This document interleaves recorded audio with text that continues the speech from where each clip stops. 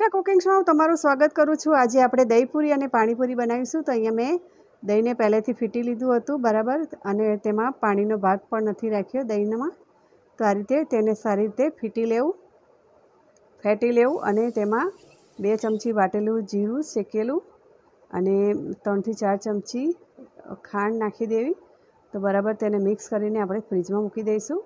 તો અહીંયા 200 ગ્રામ જેટલો પુદીનો મેં ધોઈને લઈ લીધો છે। તેની અંદર થોડા લીલા ધાણા પણ નાખી દીધા છે મિક્સ હતું તેની અંદર। તો તેમાં 2 થી 3 લીલા મરચાં, આદુનો ટુકડો અને તેમાં 1 ચમચી જલજીરા પાવડર અને 1 ચમચી સંચળ પાવડર અને 1 ચમચી આમચૂર પાવડર લઈશું।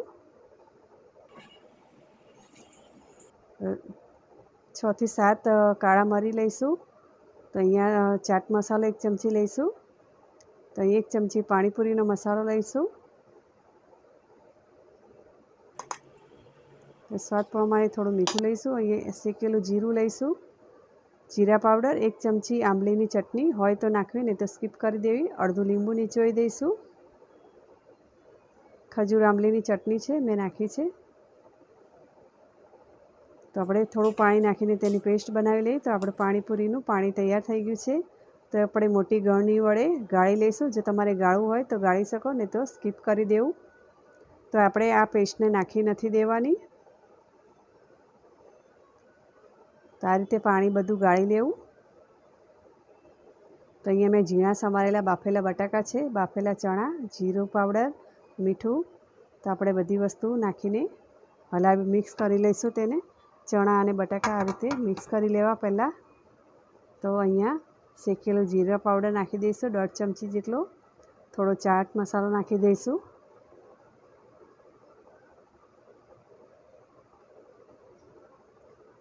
સ્વાદ પ્રમાણે મીઠું નાખી દઈશું।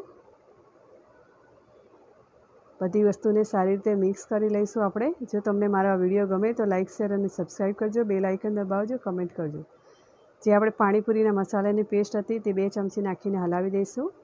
તો અહીંયા બીજી રીતે પણ મેં બટાકાનો માવો બનાવ્યો છે। તો તમે આ રીતે બાફેલા બટાકાને મેશ કરી લેવું, તેને ભાગી લેવા બરાબર। સ્વાદ પ્રમાણે મીઠું નાખી દેવું। ટેસ્ટ પ્રમાણે આપણે થોડો ચાટ મસાલો નાખી દઈશું, થોડું પુદીનાનો મસાલો નાખી દઈશું, પાણીપુરીનો પેસ્ટ, તેમાં બાફેલા ચણા નાખી દઈશું। તો બરાબર તેને સારી રીતે મિક્સ કરી લઈશું। તો આપણો સરસ મજાનો બાફેલા બટાકાનો માવો પણ તૈયાર છે। તો અહીંયા આપણે ચણા બટાકાનો માવો ભરી દઈશું પૂરીની અંદર। તો પહેલાં આપણે દહીં પૂરી બનાવીશું। તો તેમાં મેં અહીંયા ધાણા મરચાંની ચટણી બનાવી છે તે નાખીશું। તેમાં મેં અહીંયા મધ છે, મધની અંદર લાલ મરચું અને મીઠું નાખી દીધું છે। જો તમારી પાસે આંબલીની ચટણી ના હોય તો પણ મધનો ઉપયોગ પણ તમે કરી શકો છો, બહુ સરસ લાગે છે તેનો પણ ટેસ્ટ। તો અહીંયા મેં જે દહીં બનાવેલું તે દહીં નાખી દીધું છે અને તેના પર ઝીણી સેવ નાખી દીધી છે। તો આપણી લીલા ધાણાથી ગાર્નિશ કરી દઈશું દહીં પૂરીને। તો તમે જોઈ શકો છો આપણી સરસ મજાની દહીં પૂરી તૈયાર થઈ ગઈ છે। તો તમે અહીંયા જોઈ શકો છો કેટલી સરસ લાગી રહી છે દહીં પૂરી। તો અહીંયા બીજી આપણે દહીં પૂરી બીજી રીતે બનાવીશું। તેની અંદર ચણા બટાકાનો માવો ભરી લઈશું આપણે પહેલાં।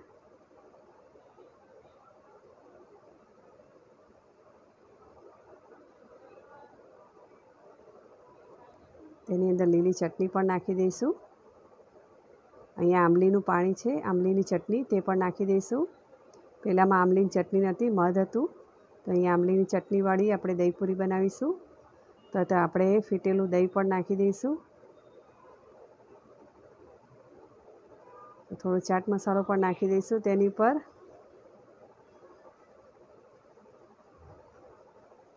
થોડી સેવ નાખી દઈશું, ઝીણી સેવ। તો અહીંયા થોડું ચીઝ પણ નાખી દઈશું તેની પર આપણે। તો અહીંયા આપણી ચીઝવાળી દહીં પૂરી તૈયાર થઈ ગઈ છે। તો તમે ક્યારેય પણ આ રીતે નહીં બનાવી હોય તો તેના પર ગાર્નિશિંગ આપણે ધાણાથી કરી દઈશું।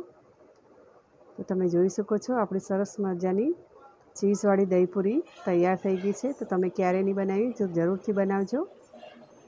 તો હવે આપણે અહીંયા પાણીપુરી બનાવી લઈશું તેનું। તો આપણે આ મેં ઘરની બનાવેલી પાણીપુરી છે। તો તેને આ રીતે તમે જોઈ શકો છો સરસ મજાની એકદમ ટેસ્ટી પૂરી થઈ છે।